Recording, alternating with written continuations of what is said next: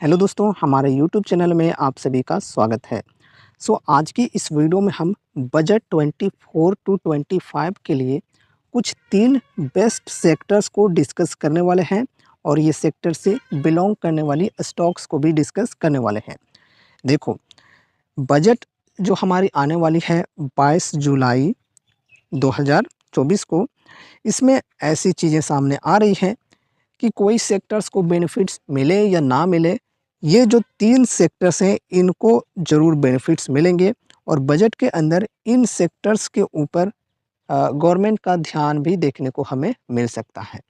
ये न्यूज़ आ रही है और वाक़ई में लॉजिकली भी देखें तो ये सेक्टर्स को ध्यान देना काफ़ी ज़्यादा ज़रूरी भी है। तो गवर्नमेंट ये जो तीनों सेक्टर्स हैं, इनके ऊपर बजट में काफ़ी ज़्यादा ध्यान देने वाली है और इस वजह से अगर हम देखें तो यहाँ पर ये जो सेक्टर्स हैं, इन सेक्टर से बिलॉन्ग करने वाली जो कंपनीज़ हैं, इनको भी काफ़ी बढ़िया बेनिफिट्स मिल सकते हैं। जैसा कि हमने देखा है कि पिछले कुछ सालों में गवर्नमेंट ने जिन-जिन सेक्टर्स के ऊपर ध्यान दिया है, उन सेक्टर्स की जो कंपनीज़ हैं, उनको काफ़ी बढ़िया तरीके से ऑर्डर्स मिले हैं, काम मिले हैं और उनके जो शेयर प्राइस हैं, वो भी काफ़ी बढ़िया तरीके से बढ़े हैं और इन्वेस्टर्स को काफ़ी बढ़िया रिटर्न्स भी मिले हैं। चलो शुरू करते हैं वीडियो को और उन सेक्टर्स को डिस्कस कर लेते हैं। देखो, ये है हेडलाइन, बजट से पहले इन 3 सेक्टर्स में लगाएँ दाँव, होगा तगड़ा मुनाफ़ा। देखो यार, कोई रिकमेंडेशंस या फिर एडवाइस नहीं है कि यहाँ पर आप दाँव लगाओ, आपको तगड़ा मुनाफ़ा होगा। यहाँ पर अब हम डिस्कस करते हैं बजट। यूनियन बजट 2024 जो कि फाइनेंस मिनिस्टर निर्मला सीतारमण द्वारा जुलाई के अंतिम सप्ताह को पेश करेगी, अभी से ही काफ़ी चर्चा में है। सबको इंतज़ार है एक ग्रोथ ओरिएंटेड और रिफॉर्म ड्रिवन बजट का। इस बजट से कई बड़े ऐलान और इंसेंटिव्स की उम्मीद है, खासकर कुछ महत्वपूर्ण सेक्टर्स जैसे इंफ्रास्ट्रक्चर, डिफेंस और एनर्जी के लिए, जिसमें निवेशक अच्छी कमाई कर सकते हैं। तो देखो, ये जो सेक्टर्स हम अभी डिस्कस करने वाले हैं, 3 सेक्टर्स, वो हैं इंफ्रास्ट्रक्चर, डिफेंस और एनर्जी। आप लोग खुद भी सोच सकते हो कि ये जो सेक्टर्स हैं, इनके ऊपर ध्यान देना कितना ज़्यादा ज़रूरी है किसी भी देश में, है ना? तो कोई सेक्टर्स के ऊपर ध्यान दे या ना दे, ये जो तीनों सेक्टर्स हैं, इनके ऊपर कोई भी गवर्नमेंट ध्यान दे ही सकती है। एंड ऐसा नहीं है कि सिर्फ़ यही तीनों सेक्टर्स के ऊपर गवर्नमेंट ध्यान देने वाली है। ये जो तीनों सेक्टर्स हैं, ये कंपल्सरी सेक्टर्स हम इसे कह सकते हैं। इसके अलावा और भी कई सारे सेक्टर्स हैं, उनके अंदर भी गवर्नमेंट का फ़ोकस हमें देखने को मिलेगा। ऐसा नहीं है कि सिर्फ़ यही तीनों सेक्टर्स, ठीक है? लेकिन ये जो तीनों सेक्टर्स हैं, ये काफ़ी इम्पोर्टेंट सेक्टर्स हैं किसी भी देश के लिए, तो इसलिए इन सेक्टर्स के ऊपर गवर्नमेंट का ध्यान काफ़ी ज़्यादा होगा। इंफ्रास्ट्रक्चर स्टॉक्स, ये है फर्स्ट सेक्टर। इंफ्रास्ट्रक्चर सेक्टर को एक बड़ा बूस्ट मिलने वाला है क्योंकि सरकार national infrastructure pipeline NIP project को तेज करने का प्लान बना रही है। ये प्रोजेक्ट 2020 से 25 के बीच में आरएस 108 ट्रिलियन का निवेश इन्विजन करता है। अब सोचिए कितना बड़ा इम्पैक्ट हो सकता है। तो अगर आप स्टॉक मार्केट के निवेशक हैं तो इंफ्रास्ट्रक्चर स्टॉक्स पर नज़र रख सकते हैं। इस सेक्टर में कुछ बेहतरीन स्टॉक्स हैं जो काफ़ी अच्छा परफॉर्म कर सकते हैं। यहाँ पर देख सकते हो, ये कुछ 3 स्टॉक्स की लिस्ट दी जा रही है। लार्सन एंड टुब्रो यानी कि L&T, IRB infrastructure and developers, KNR constructions. तो ये कुछ 3 इंफ्रा स्टॉक्स की लिस्ट दी हुई है। अब ऐसा नहीं है कि सिर्फ यही तीनों स्टॉक्स हैं और इनका नेम सुनकर आप जाकर इन्वेस्ट कर दो यहाँ पर, बिल्कुल नहीं। इन तीनों में से या फिर कोई भी अगर आपके मन में स्टॉक है इंफ्रा सेक्टर से बिलॉन्ग करने वाली, तो ऐसा नहीं कि आप जाकर वहाँ पर डायरेक्ट इन्वेस्ट कर दो क्योंकि इंफ्रा का फ्यूचर ब्राइट है गवर्नमेंट की वजह से, ऐसा सोचकर बिल्कुल नहीं। आपको उस कंपनी के ऊपर पहले डिटेल्स में एनालिसिस करनी है, कंपनी के बिजनेस को समझनी है कि किस प्रकार का काम करती है, फंडामेंटल्स को समझनी है, प्रॉफिट एंड लॉस स्टेटमेंट को समझनी है, share holding patterns, financial balance sheet, सभी चीज़ों को समझनी है। एंड उसके बाद ही अगर आपको पसंद आए तो ही इन्वेस्ट करनी है। ऐसा नहीं कि सिर्फ नाम सुनकर इन्वेस्ट करना है। अब देखो, यहाँ पर ऐसा नहीं है कि सिर्फ यही तीनों स्टॉक्स हैं, और भी काफ़ी सारे स्टॉक्स हैं इंफ्रा सेक्टर से बिलॉन्ग करने वाली। एंड एक चीज़ और ध्यान में रखना कि इंफ्रा के अंदर ऐसा नहीं है कि सिर्फ रोड, हाईवे जो बनती है वही इंफ्रा के अंदर आ गया या फिर बिल्डिंग्स जो बनती है वही इंफ्रा के अंदर आ गया। यहाँ पर रेल इंफ्रा भी हम कह सकते हैं, फिर यहाँ पर पावर इंफ्रा भी हम कह सकते हैं और भी अलग-अलग प्रकार के इंफ्रास्ट्रक्चर होते हैं। तो यहाँ पर रेल इंफ्रा के अंदर RVNL जो हो गया रेल विकास निगम लिमिटेड, इसको बेनिफिट मिल सकता है।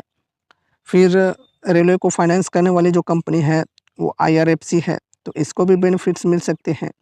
इसी प्रकार से पावर सेक्टर के अंदर जो मतलब प्लांट पावर की सेटअप करने का काम होता है, वो भी पावर इंफ्रास्ट्रक्चर के अंदर आता है। तो ऐसे में कौन-कौन सी कंपनीज़ हो सकती है, यहाँ पर NHPC, SJVN, ये सब कंपनीज़ तो हो ही सकती है। साथ ही साथ वारी की अगर हम बात करें तो रिन्यूएबल सेक्टर से बिलॉन्ग करती है और रिन्यूएबल के ऊपर भी गवर्नमेंट का काफ़ी ज़्यादा फोकस है। तो ये जो है मतलब सोलर पावर प्लांट जो होती है, वो ये सेटअप करती है। तो ये पावर इंफ्रा के अंदर काम करती है। इसके अलावा KPI ग्रीन की बात करें तो ये भी हो गया।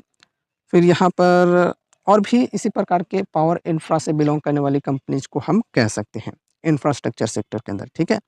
तो ये हो गई हमारी फर्स्ट सेक्टर। सेकंड सेक्टर की बात करें तो ये है defence, defence stocks. Defence sector भी इस बार स्पॉटलाइट में है। देश की डिफेंस कैपेबिलिटीज़ को अ, और मजबूत बनाने और इम्पोर्ट्स पर निर्भरता कम करने के लिए इस सेक्टर को हायर एलोकेशन मिलने की उम्मीद है।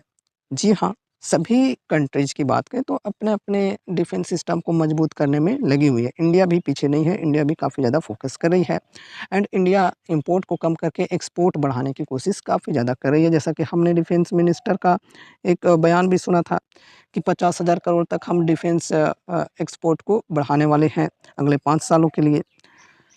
तो यहाँ भी कुछ बेहतरीन स्टॉक्स हैं जो रडार पर होने चाहिए। जब सरकार खर्च बढ़ाती है तो उसका सीधा असर इन कंपनियों पर पड़ता है, जो कि इन्वेस्टर्स के लिए एक बड़ी अपॉर्चुनिटी हो सकती है। इस सेक्टर के टॉप स्टॉक्स हैं Hindustan aeronautics limited, Bharat electronics and इसके अलावा और भी काफ़ी सारी कंपनीज़ हैं जैसे भारत डायनामिक्स लिमिटेड हो गया, BDL, फिर यहाँ पर एमटार टेक हो गया, फिर सोलार इंडस्ट्रीज़ हो गया और भी काफ़ी सारी कंपनीज़ हैं। छोटी कंपनी की बात करें तो अवेंटेल लिमिटेड हो गया। अब देखो डिफेंस स्टॉक्स को अगर आपको समझना है तो डिफेंस स्टॉक्स के ऊपर हमने एक बहुत ही बढ़िया वीडियो बनाई हुई है जिसमें हमने 15 स्टॉक्स की लिस्ट बनाई है, ठीक है? 15 डिफेंस स्टॉक्स की लिस्ट बनाई हुई है। तो आप उस वीडियो को देखना चाहो तो देख लेना। लिंक आपको आई बटन पे मिल जाएगी, साथ ही साथ एंड स्क्रीन पे मिल जाएगी। इस वीडियो को देखने के बाद एंड स्क्रीन के माध्यम से उस वीडियो को भी देख सकते हो। तो डिफेंस सेक्टर भी काफ़ी ज़्यादा फोकस में रहने वाली है। गवर्नमेंट काफ़ी ज़्यादा डिफेंस सेक्टर के ऊपर ध्यान दे रही है, तो डिफेंस के जो कंपनीज़ हैं, उनको काफ़ी बढ़िया बेनिफिट्स मिल सकते हैं। अब नेक्स्ट यहाँ पर हम बढ़ते हैं थर्ड सेक्टर की ओर, जो कि है यहाँ पर एनर्जी स्टॉक्स, एनर्जी सेक्टर। अब एनर्जी में भी देखो रिन्यूएबल एनर्जी यहाँ पर काफ़ी ज़्यादा फोकस में रहने वाली है। रिन्यूएबल एनर्जी में गवर्नमेंट काफ़ी ज़्यादा ध्यान देने की कोशिश कर रही है। एनर्जी सेक्टर भी पीछे नहीं रहने वाला। इस बार बजट में रिन्यूएबल एनर्जी और क्लीन फ्यूल्स पर ज़्यादा फोकस होगा। सरकार चाह रही है कि रिन्यूएबल एनर्जी का तेज़ी से विस्तार हो और क्लीन फ्यूल्स को प्रमोट किया जाए। इस सेक्टर में भी कुछ स्टॉक्स हैं जो अच्छा तेज़ी दिखा सकते हैं। तो अगर आप एनवायरनमेंट फ्रेंडली इन्वेस्टमेंट्स में इंटरेस्टेड हैं तो एनर्जी स्टॉक्स पर ज़रूर ध्यान दें, जिनमें कुछ टॉप स्टॉक्स हैं। यहाँ पर देखो Gujarat gas, Adani green energy, Tata power, ये तीनों स्टॉक्स को डिस्कस किया जा रहा है। लेकिन पर्सनली मैं अपनी बताऊँ तो मुझे यहाँ पर रिन्यूएबल सेक्टर के अंदर ये स्टॉक पसंद है। अडानी के अंदर काफ़ी ज़्यादा उठा-पटक होते रहती है, इसलिए यहाँ पर अभी मैं इंटरेस्टेड नहीं हूँ। स्टेबिलिटी यहाँ पर अडानी के अंदर हमें देखने को नहीं मिलती है। इस वजह से लॉन्ग टर्म में यहाँ पर इन्वेस्टमेंट करने से पहले मैं बहुत ही ज़्यादा सोचूँगा। बाकी शॉर्ट टर्म के लिए यहाँ पर काफ़ी बढ़िया लोग प्रॉफ़िट करते हैं, शॉर्ट टर्म के लिए ट्रेड्स ले लेकर। अगर यहाँ पर हम रिन्यूएबल सेक्टर की बात करें तो टाटा पावर हो गया, फिर यहाँ पर वारी रिन्यूएबल्स हो गया, फिर केपीआई ग्रीन हो गया। इसके अलावा और भी काफ़ी सारे कंपनीज़ हो सकते हैं। जैसे यहाँ पर अगर आप पावर सेक्टर के अंदर इन्वेस्ट करना चाहते हो और पीएसयू के अंदर इन्वेस्ट करना चाहते हो तो एनएचपीसी एंड एसजेवीएन को भी आप लोग चेकआउट कर सकते हो। ठीक है, अगर आपको ठीक लगे तो इनको भी यहाँ पर आप ऐड कर सकते हो, अपने रडार पे रख सकते हो। तो दोस्तों अभी देखो यहाँ पर हमने कुछ स्टॉक्स को डिस्कस किया है। डिटेल्स में इन स्टॉक्स को डिस्कस नहीं किया है। अगर आप लोग चाहते हो कि इनमें से कोई भी कंपनी के ऊपर फुल एनालिसिस वीडियो आए तो कमेंट कर देना कि किस कंपनी के ऊपर फुल एनालिसिस वीडियो आप देखना चाहते हो। फिर मैं उस कंपनी के ऊपर डिटेल्स में एनालिसिस वीडियो भी बना दूँगा। अब यहाँ पर हम आगे डिस्कस कर लेते हैं। ये बजट डेफ़िनेटली कुछ सेक्टर्स के लिए गेम चेंजर हो सकता है। इंफ्रास्ट्रक्चर, डिफेंस और एनर्जी के स्टॉक्स पर नज़र रखना स्मार्ट मूव हो सकता है, क्योंकि ये जो सेक्टर्स हैं, इनको बजट से डायरेक्टली बेनिफिट्स मिल सकते हैं। तो दोस्तों तैयार रहिए जुलाई के अंतिम सप्ताह यानी 22 जुलाई को एक धमाकेदार बजट प्रेजेंटेशन के लिए, और देखिए कि कैसे ये महत्वपूर्ण सेक्टर्स आपके इन्वेस्टमेंट पोर्टफोलियो को भी एक बूस्ट दे सकते हैं। इस बार का बजट प्रेजेंटेशन ना सिर्फ इकोनॉमी का फ़ायदा करेगा बल्कि इन्वेस्टर्स के लिए भी कई नई अपॉर्चुनिटीज़ लाएगा। चलो, ये रही हमारी आज की वीडियो बजट 24 टू 25 को लेकर। कुछ सेक्टर्स को हमने डिस्कस किया है जिनको आपको फोकस पे रखना है, और इन सेक्टर से बिलोंग करने वाली जो स्टॉक्स हैं, इनको आपको अपने रडार पे रखना है। उम्मीद है कि इस वीडियो के माध्यम से आपको कुछ यूज़फुल इन्फॉर्मेशंस मिले होंगे। तो वीडियो को लाइक करके चैनल को सब्सक्राइब ज़रूर से कर लेना, और मिलते हैं अगले नए वीडियोज़ के साथ। तब तक के लिए बाय बाय।